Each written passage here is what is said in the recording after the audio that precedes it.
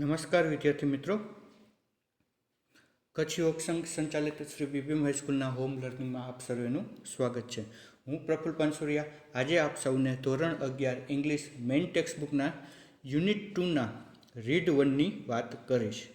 Read 1નું title છે ઓટોફેબ technology. જેવી રીતે આપ સર્વે આપની સ્ક્રીન ઉપર જોઈ શકો છો તો અહીંયા તમે જે ટાઇટલ છે એ યુનિટ 2નું રીડ 1 ઓટોફેબ ટેકનોલોજી. મિત્રો, ઓટોફેબ ટેકનોલોજી શું છે અને ઓટોફેબનો અર્થ શું થાય એના વિશે આજે આપણે આ રીડમાં વિસ્તૃતમાં સમજીશું. તો સૌથી પહેલાં તો વાત કરીએ આપણે ઓટોફેબ. તો ઓટોફેબ એ એવી ટેકનોલોજી છે જેને આપણે ઓટોમેટેડ ફેબ્રિકેશન પણ કહીએ છીએ. હવે આ જે ઓટોફેબ શબ્દ છે એ બે શબ્દનો બનેલો છે, ઓટોમેટેડ અને ફેબ્રિકેશન. એટલે ઓટોમેટેડનો જે ઓટો આગળનો ભાગ છે અને ફેબ્રિકેશનનો ફેબ ભાગ છે, એવી રીતે ઓટોમેટેડ ફેબ્રિકેશન બંને શબ્દને જોડીને ઓટોફેબ એવો શબ્દ બનાવવામાં આવ્યો છે. હવે ઓટોમેટેડનો અર્થ શું થાય? તો ઓટોમેટેડનો અર્થ થાય છે કોમ્પ્યુટર ગાઈડેડ, એટલે કે કોમ્પ્યુટર દ્વારા સંચાલિત. અને ફેબ્રિકેશનનો અર્થ થાય છે બનાવવું અથવા તો સર્જના કરવી, એટલે કે કોમ્પ્યુટર સંચાલિત અથવા તો કોમ્પ્યુટર દ્વારા સંચાલિત કોઈ પણ વસ્તુનું સર્જન કરવું. એવી અહીંયા ઓટોફેબ ટેકનોલોજીની આપણે માહિતી મેળવીએ. હવે ઓટોફેબ ટેકનોલોજીની આપણે થોડીક પ્રારંભિક માહિતી મેળવીએ તો આપણને ખબર છે કે આપણે બજારમાં અલગ અલગ વસ્તુઓ આપણે ખરીદતા હોઈએ છીએ, પણ આપણે ક્યારેક એની ડિઝાઇન, એની સાઇઝ, એની શેપ, એના અલગ અલગ પાસાઓ, આંતરિક અને બાહ્ય પાસાઓથી આપણે સંતુષ્ટ હોતા નથી. તો માનવ સ્વભાવ મુજબ આપણી પાસેની વસ્તુઓથી આપણે સંતુષ્ટ હોતા નથી. આ કરતાં આવું હોત તો કેવું સારું, એવું સતત આપણા મનમાં ચાલ્યા કરે છે. તો આવી જ એક સંતુષ્ટિ માટે આપણે જેવી ઈચ્છીએ તેવી વસ્તુનું સર્જન કરી શકીએ. ઓટોફેબ ટેકનોલોજીથી આપણે સમુચિત એટલે કે ઓટોફેબ શબ્દને સમજીએ તો ઓટોમેટેડ ફેબ્રિકેશન મતલબ કમ્પ્યુટર પર વસ્તુઓનું સર્જન કરવું. આ પ્રક્રિયામાં ભંગારની ચીજવસ્તુઓમાંથી ત્રિપારિમાણિક વસ્તુઓનું સર્જન કરી શકાય છે. આ ઉદ્યોગમાં સામાન્ય કોમ્પ્યુટરમાં તૈયાર કરેલી ડિઝાઇન મુજબ પોલિમર્સ એટલે કે પ્લાસ્ટિક, પાવડર વગેરે અને અન્ય કાચા માલને ઘન સ્વરૂપ આપી ઇચ્છિત ચીજવસ્તુનું આપણે સર્જન કરી શકીએ છીએ.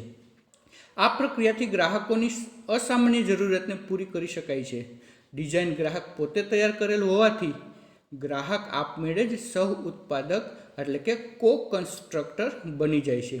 તેથી ઉત્પાદનની જવાબદારી, અન્ય જોખમો અને પેટન્ટના અધિકારો પણ તે સમાનપણે ભાગીદાર રહે છે. અને આ ટેકનોલોજી, ઓટોફેબ ટેકનોલોજીના આપણને ઘણા બધા ફાયદાઓ પણ છે, જેની વાત આપણે આગળ કરીશું. તો મિત્રો, ઓટોફેબ ટેકનોલોજીની આપણે પ્રારંભિક માહિતી મેળવ્યા બાદ હવે આપણે એના પહેલા પેરેગ્રાફથી શરૂ કરીશું. Imagine yourself in a car showroom. You are not happy with any model of the cars in the showroom. માનો કે અથવા તો ધારો કે તમે કારના શોરૂમમાં છો અને શોરૂમમાં કારના કોઈ પણ મોડલથી તમે ખુશ નથી અથવા તો કારનું કોઈ પણ મોડલ તમને પસંદ નથી. Now you work on a computer and create your dream car on the screen. હવે કોઈ પણ કારના મોડલથી તમે સંતુષ્ટ નથી. હવે તમે કોમ્પ્યુટર પર કામ કરો છો અને તેના સ્ક્રીન પર તમારા સ્વપ્નની એટલે કે તમારી ડ્રીમ કાર તમે કોમ્પ્યુટરની સ્ક્રીન ઉપર બનાવો છો. અને જાણે magic next week you get delivery a car fabricated exactly like your design. Such magic is possible through a process known as automated fabrication અથવા તો ઓટોફેબ ટેકનોલોજી. અને જાદુ થઈ જાય છે કે તમે જે ડિઝાઇન કોમ્પ્યુટરના સ્ક્રીન ઉપર તમારી ડ્રીમ કારની તૈયાર કરેલી છે એ જ ડ્રીમ કારની ડિઝાઇન પ્રમાણે પછીના અઠવાડિયે તમારી જ ડિઝાઇન મુજબ તૈયાર કરેલી કારની ડિલિવરી તમને મળે છે. અરે આ તો ખરેખર મિરેકલ કહેવાય, મેજિક કહેવાય. આ જાદુ શક્ય છે ઓટોમેટેડ ફેબ્રિકેશન એટલે કે સ્વચાલિત રચના નામે જાણીતી પ્રક્રિયાથી. તો મિત્રો, આ જે વાત આપણને અશક્ય લાગે પણ ખરેખર આ વાત શક્ય છે, અને આ વાત ઓટોમેટેડ ફેબ્રિકેશન એટલે કે ઓટોફેબ ટેકનોલોજી દ્વારા શક્ય બને છે. આગળ વાત કરીએ આપણે સેકન્ડ પેરેગ્રાફની. Automated fabrication or autofab is a set of technologies that automated the process for building three-dimensional solid object from raw material. તો મિત્રો, જે અહીંયા સેકન્ડ પેરેગ્રાફની અંદર જે શરૂઆતનું વાક્ય છે એ વાક્ય ઓટોફેબ ટેકનોલોજીની ડેફિનેશન છે. તો માની લો કે પ્રશ્ન એવો પૂછાય કે વોટ ઇઝ ઓટોફેબ ટેકનોલોજી, તો તમે અહીંયા એ પ્રશ્નના જવાબમાં લખી શકો કે automated fabrication or autofab is set of technologies that automated the process for building three-dimensional solid object from raw material. એટલે આવી રીતે તમને પેરેગ્રાફ આવેલો હોય અને નીચે પ્રશ્નો પૂછવામાં આવેલા હોય અને તમને ઓટોફેબ શું છે એવો પ્રશ્ન પૂછવામાં આવે તો તમે આ જે શરૂઆતની લાઈન છે, શરૂઆતનું જે સેન્ટેન્સ છે એને તમે ઇઝીલી એની ડેફિનેશન તરીકે લખી શકો છો. હવે આ ડેફિનેશનનો અર્થ તો જોઈએ તો ઓટોમેટેડ ફેબ્રિકેશન કે ઓટોફેબ એ તકનિકીનો એક એવો સેટ છે કે જે કાચા માલમાંથી ત્રિપારિમાણિક એટલે કે 3 ડાયમેન્શનલ, જેને આપણે 3D કહીએ છીએ, એ ત્રિપારિમાણિક ઘન પદાર્થો બનાવવાની પ્રક્રિયાને સ્વયં સંચાલિત કરે છે. This industry uses solidification of polymers, powders and other raw materials guided by designs drawn on ordinary computer. આ ઉદ્યોગ સામાન્ય કોમ્પ્યુટર પર દોરાયેલી ડિઝાઇનથી માર્ગદર્શન પામી પોલિમર્સ, જેને આપણે ગુજરાતીમાં કૃત્રિમ રેસા કહીએ છીએ, પાવડર તેમજ અન્ય કાચા અથવા તો એવા પદાર્થ જે ખરેખર નકામા છે, રો મટીરિયલ છે અથવા તો યુઝલેસ છે, એવા કાચા અથવા તો નકામા પદાર્થોના ઘન સ્વરૂપનો ઉપયોગ કરે છે. Now it will be possible for human beings to acquire powers to manipulate the properties of matter. હવે આ ઉદ્યોગ દ્વારા અથવા તો આ ટેકનોલોજી દ્વારા મનુષ્યો માટે પદાર્થના ગુણધર્મોનો કુશળતાપૂર્વક વિનિયોગ કરવાનું કૌવત મેળવવાનું શક્ય બનશે. Autofab is now creating opportunities for manufacturers to satisfy the unique needs of customer. ઓટોફેબ દ્વારા હવે ગ્રાહકોની અસામાન્ય જરૂરિયાતોને પણ સંતોષવા ઉત્પાદકો માટે તકો ઊભી કરી રહ્યું છે. Inviting the customer into the design, development and production process will lead to unexpected new products. ગ્રાહકોને ડિઝાઇન તૈયાર કરવા, એ ડિઝાઇનને વિકસાવવા અને આખી ઉત્પાદન પ્રક્રિયામાં આમંત્રિત કરવા અથવા તો ગ્રાહકને સમગ્ર મેન્યુફેક્ચરિંગ પ્રોસેસમાં આમંત્રિત કરી અથવા તો એના સહયોગ દ્વારા અને અનપેક્ષિત નવા ઉત્પાદનની તરફ દોરી જશે. In autofab the customer is a co-constructor. ઓટોફેબમાં ગ્રાહક એ સર્જક છે. તો વિદ્યાર્થી મિત્રો, ઘણી વખત જ્યારે આ પ્રકારનો પ્રશ્ન પૂછાય, in autofab technology what is the role of the customer, તો તમે અહીંયા જે હું અંડરલાઇન કરું છું એ જે સેન્ટેન્સ છે એ એનો જવાબ છે. In autofab technology what is the role of customer, તો એના જવાબમાં તમે લખી શકો in autofab the customer is a co constructor. અથવા તમે આ પ્રશ્નના જવાબમાં આ રીતે પણ લખી શકો in autofab technology the role of the customer is a co constructor, જેનો અર્થ થાય છે સહ ઉત્પાદન કરતા. Now, product liability, other risk, and patent rights may be shared with the customers. તો આવી રીતે ગ્રાહક સહસર્જક હોવાથી હવે ઉત્પાદનની જે જવાબદારી છે અને અન્ય ભયસ્થાનો અને ઇજારાના હકોની પણ ગ્રાહક સાથે સહભાગીદારીતા કરી શકાશે. Automated fabrication will have a dramatic impact on society. Automated ફેબ્રિકેશનની સમાજ પર જોરદાર પ્રભાવ પાડી શકશે. એટલે કે આપણા સમાજ ઉપર ઓટોમેટેડ ફેબ્રિકેશન ખૂબ જ જોરદાર પ્રભાવ પાડી શકે તેવી ક્ષમતા ધરાવે છે. તો મિત્રો, આપણે જે ફર્સ્ટ અને સેકન્ડ પેરેગ્રાફની અંદર ઓટોમેટેડ ફેબ્રિકેશનની જે સામાન્ય માહિતી મેળવી, એ માહિતીને આધારે ટેકનોલોજી શું છે, એ કઈ રીતે કાર્ય કરે છે અને ઓટોફેબ ટેકનોલોજીથી એક સામાન્ય ગ્રાહકને શું ફાયદા થાય છે એની વાત આપણને અહીંયા સમજવા મળી. તો ઓટોમેટેડ ફેબ્રિકેશનના જે લાભ છે, જે એડવાન્ટેજીસ છે, એ એડવાન્ટેજીસની આગળ તમે 4 જે પોઈન્ટ્સ આપેલા છે એ પોઈન્ટ્સમાં એની વાત કરેલી છે. તો ઓટોફેબ ટેકનોલોજી કઈ રીતે કામ કરે અને ગ્રાહકનો એની અંદર શું રોલ હોય છે એ સમજ્યા બાદ ઓટોફેબ ટેકનોલોજી દ્વારા સામાન્ય માણસને અથવા તો એક સામાન્ય ગ્રાહકને શું ફાયદાઓ થાય છે, સમાજને શું ફાયદાઓ થાય છે, સામાન્ય મજૂરોને શું ફાયદાઓ થાય છે, એ ફાયદાઓની અથવા તો એ લાભની આપણે આગળ વાત કરીશું. તમે જોઈ શકો છો તો ઓટોફેબ ટેકનોલોજી દ્વારા જે ફાયદાઓ થાય છે એમાં પહેલો ફાયદો છે બેટર પ્રોડક્ટ ક્વોલિટી, ત્યાર પછી બીજો ફાયદો છે મોર રિસાયકલિંગ, ત્યાર પછી ત્રીજો ફાયદો છે the return of the village craft worker અને ચોથો ફાયદો છે ન્યૂ મેડિકલ ટ્રીટમેન્ટ્સ. તો આ જે 4 ફાયદાઓ છે એ ઓટોફેબ ટેકનોલોજીના ફાયદાઓ છે. એ ફાયદાઓની આપણે આગળ વાત કરીશું.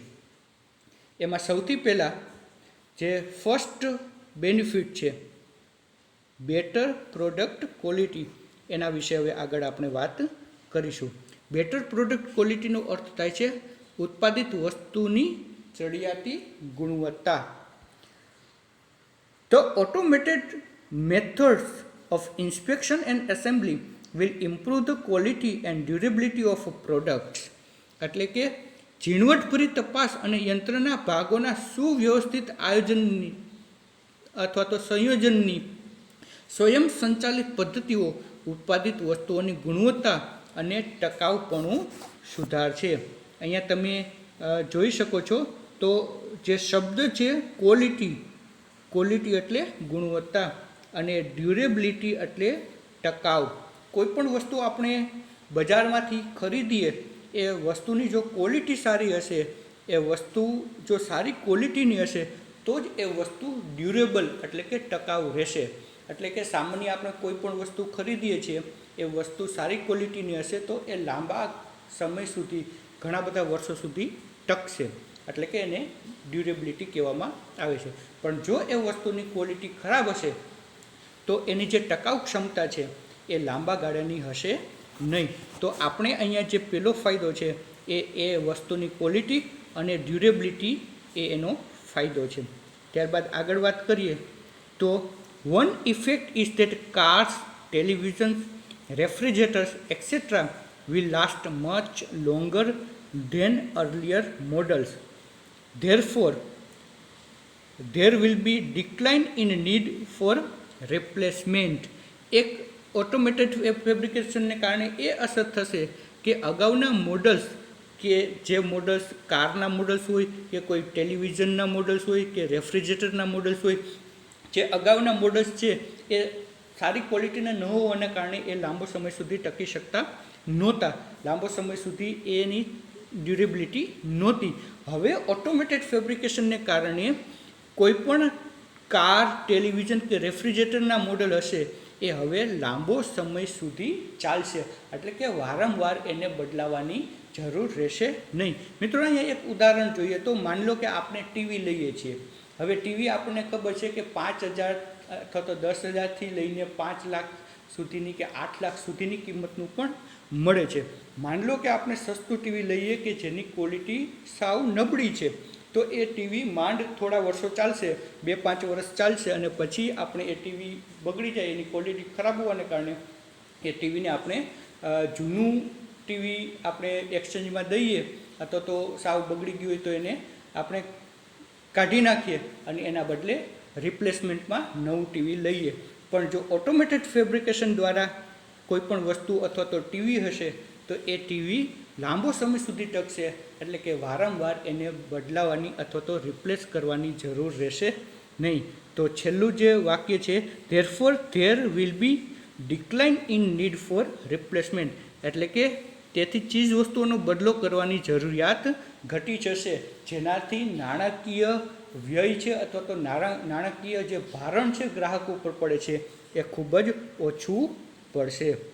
ત્યાર પછી બીજો પોઈન્ટ છે મોર રિસાયકલિંગ. મોર રિસાયકલિંગ એટલે કે વપરાયેલી કે ફેંકી દેવાયેલી ચીજવસ્તુમાંથી નવી ચીજવસ્તુઓ બનાવવાનું એને રિસાયકલિંગ કહેવામાં આવે છે. તો એ પોઈન્ટને આપણે સમજીએ તો instead of buying the latest model of a car or throwing away an old toaster, the customers will return their old and get back new models fabricated from that old stuff.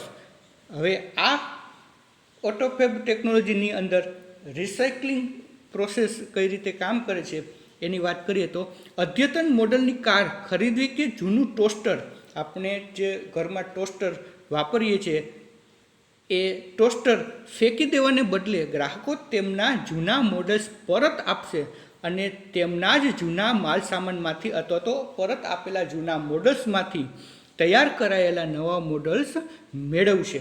એટલે કે આપણા ઘરમાં કોઈ પણ એવી વસ્તુ પડી હોય કે જે જૂની થઈ ગઈ છે અથવા તો બરાબર ચાલતી નથી અથવા તો બગડી ગઈ છે, એવી કોઈ પણ વસ્તુ આ ઓટોમેટેડ ફેબ્રિકેશનના રિસાયકલિંગ પ્રોસેસની અંદર આપણે એ જૂની અથવા તો બગડી ગયેલી વસ્તુઓને આપણે આપી શકીશું અને એના બદલામાં એ વસ્તુ રિસાયકલ થઈને આપણે નવી વસ્તુ મેળવી શકીશું. તો એવો એનો અર્થ થાય છે. There will be recycling of materials in new ways. This will be a great compensation to environment. ફેંકી દેવાયેલી કે બિનઉપયોગી માલ સામાનનું નવીનીકરણ અથવા તો રિસાયકલિંગ થશે અને એ રિસાયકલિંગ થવાથી આપણને તો નાણાકીય ફાયદો થશે, ફાઇનાન્શિયલ આપણને બેનિફિટ થશે, સાથે સાથે આ એક પ્રકારનું જે સ્ટેપ છે રિસાયકલિંગની જે પ્રોસેસ છે એ પર્યાવરણને પણ ખૂબ જ ફાયદાકારક થશે. એટલે પર્યાવરણ માટે પણ આ એક મોટું કમ્પેન્સેશનનો જે અર્થ છે, અહીંયા તમે કમ્પેન્સેશન તમે શબ્દ જોશો તો કમ્પેન્સેશનનો અર્થ થાય છે વળતર. તો આ રિસાયકલિંગ પ્રોસેસથી પર્યાવરણને પણ એક મોટું વળતર મળે છે. એન્વાયરમેન્ટનો અર્થ થાય છે પર્યાવરણ, બરાબર. તો વિદ્યાર્થી મિત્રો, આપણે ઓટોફેબ ટેકનોલોજીની અંદર એની શરૂઆતના પ્રારંભિક ભાગમાં આપણે ઓટોફેબ ટેકનોલોજીના ફાયદાઓના જે 4 ફાયદાઓ છે એમાંથી આપણે પહેલા અને બીજા પોઈન્ટની ચર્ચા કરી. ત્યારબાદ જે ત્રીજો અને ચોથો પોઈન્ટ છે, જે ત્રીજો અને ચોથા ફાયદાઓ છે એની વાત આપણે પાર્ટ 2ની અંદર કરીશું. તો ઓટોફેબ ટેકનોલોજીના પાર્ટ 1માં આજ માટે આટલું પૂરતું છે. બાકીના જે ભાગની વાત છે એની વાત આપણે ઓટોફેબ ટેકનોલોજીના પાર્ટ 2ની અંદર કરીશું. નમસ્કાર.